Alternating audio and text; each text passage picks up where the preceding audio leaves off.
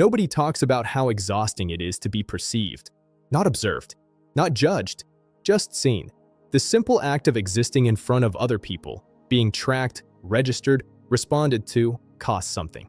And for a particular kind of person, that cost never fully disappears, no matter how safe the room is or how familiar the faces are. This isn't shyness. It isn't fear. It's something quieter and far more precise than either of those words can hold. The world has a ready explanation for people who drift to the edges of social life. Introverted, reserved, a little antisocial maybe. These labels get applied quickly, confidently, by people who rarely pause to ask what's actually happening beneath the surface of someone who simply doesn't show up the way others expect. But psychology, when it looks carefully, finds something far more intricate than a personality type.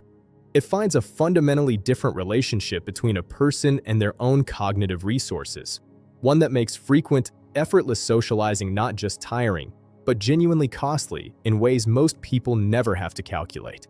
Here's where it begins.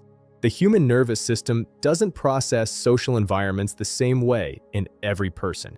In some, incoming information, facial expressions, vocal tone, ambient noise, the implied meaning behind a pause, gets filtered at a relatively shallow level.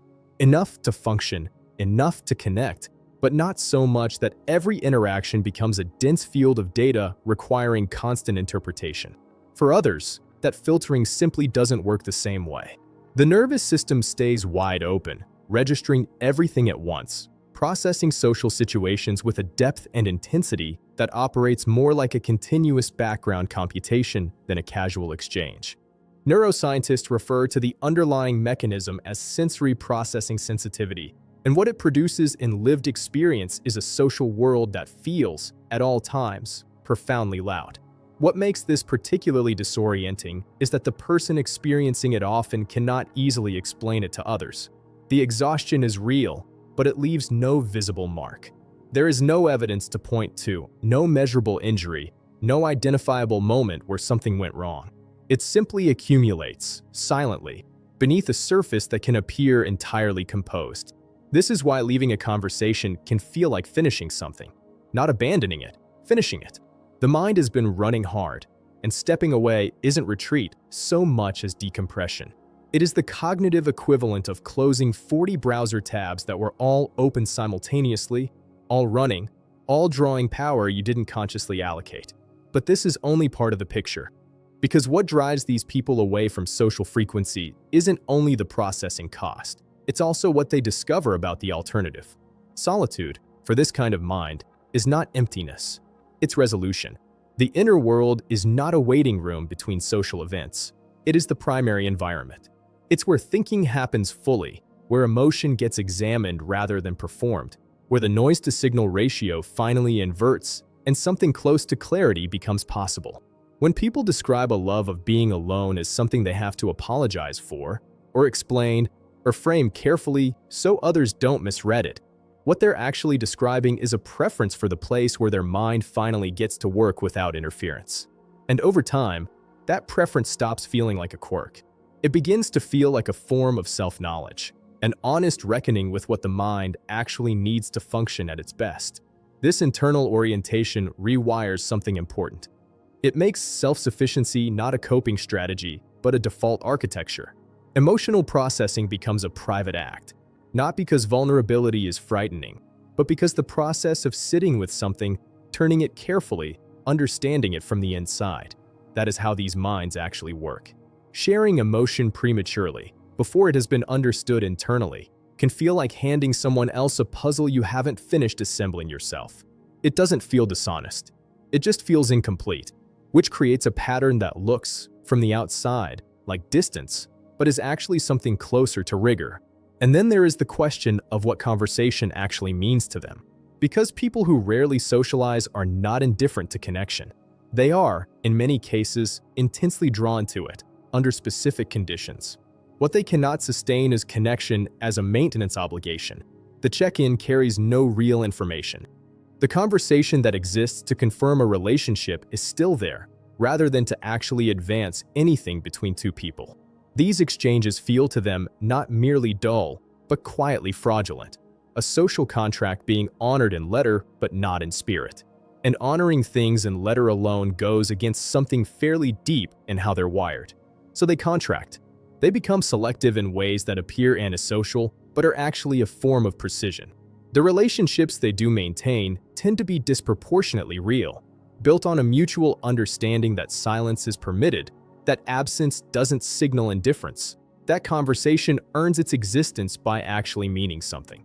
These people don't have few connections because connection has failed them. They have few connections because their threshold for what counts as a genuine connection is simply set at a different altitude than the social average. And within that smaller, more deliberately chosen circle, something unusual tends to happen. Loyalty deepens, understanding becomes almost wordless, and the bond carries a density that broader, more casual social networks rarely achieve. Here is the part that rarely gets said clearly. Hyper-awareness in social situations is not always anxiety. Sometimes it is accuracy. Noticing everything, the slight hesitation before an answer, the way enthusiasm in someone's voice doesn't quite reach their eyes, the precise moment a room shifts, isn't paranoia. It is perception operating at a finer resolution. And when you process social environments that thoroughly, every interaction carries more cognitive weight, more aftermath, more to quietly file away and revisit later in the quiet. It is not overthinking. It is thinking at a different scale. This also means that their silences are rarely empty. When someone with this kind of internal architecture goes quiet, mid-conversation, or for days at a time, something is usually still happening. The processing continues. The reflection doesn't pause simply because the words have stopped. Silence, for them, is often the most active state they occupy. This also explains something that often puzzles people on the outside. Why someone who seems perfectly capable in a one-on-one conversation becomes unreachable for days afterward, or why they can be genuinely present in a moment and then vanish entirely from contact for a week. The presence and the withdrawal are not contradictions. They are part of the same system. Genuine engagement costs something real. Recovery isn't optional. And the person who disappears after being fully there is not pulling away from the relationship. They are honoring the terms under which they can actually sustain it. There is also something worth noting about the guilt that often accompanies this pattern. Many people who live this way carry a low, persistent sense that they are failing at something, that they owe more responses, more presence, more consistency than they are able to give. That guilt is worth examining, because it almost always belongs to a standard that was built for a different kind of nervous system and applied universally, as though all minds move through the social world at the same metabolic rate. What psychology ultimately finds, when it looks at people who move through social life at low frequency, is not a deficiency of connection but a different economy of it, one in which depth substitutes for volume. Quality absorbs the function usually distributed across quantity, and the rarest kind of presence, the kind that is fully chosen rather than habitually maintained, becomes the only kind worth offering. The world tends to read quietness as absence. But for a particular kind of person, quietness is where everything actually lives. And the ones who understand that about themselves, without apology, without the low-grade guilt that comes from not fitting a social frequency that was never calibrated for them, they tend to be the ones who, when they finally do show up, are completely, unmistakably there.